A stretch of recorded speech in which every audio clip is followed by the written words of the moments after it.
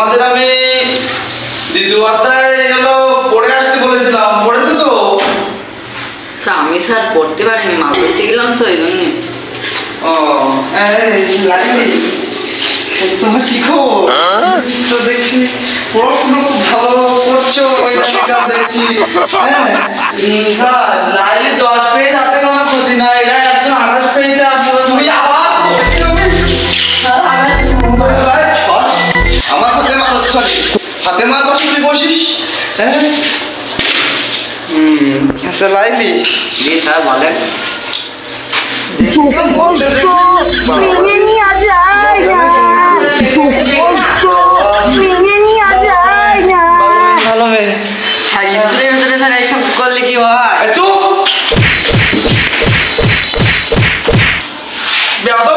মানুষ বানিয়ে ফেলবো একদম, চা পাল্টাই ফেলা হতো। স্যার বলবো না স্যার। চল আমার ক্লাসে অমনোযোগী। দেখেছিস তো আমি এখন পড়া স্যার, একেবারে চেহারা পাল্টে ফেলাবো। পড়া করেছিস? না স্যার। তাই করিস নি? কল করেছি। হ্যাঁ How much a year in the long time ago you are a Ludovic, you are a good student. এর মানে কি? স্যার আমি স্যার চাই না স্যার।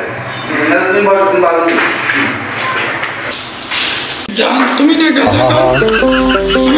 আমি পারি না আর পারি না। তোমার ছাড়া আমি বাঁচবো না স্যার, আমার জীবন এলোমেলোই যাবে। কেউ বাঁচাতে পারবে না, আমার কোনো ডাক্তারে কাজ হবে না। তুমি শোনো জান, আমি আর কোনোদিন খাবো না, তুমি বিশ্বাস করো। আমার কোনো মেডিকেলে ভর্তি করলেও বাঁচাতে পারবে না কেউ, তুমি ছাড়া বাঁচবো না জান। না বলেন না,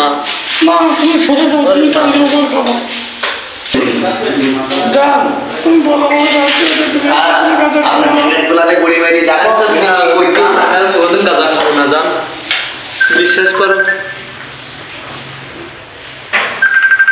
চলে যা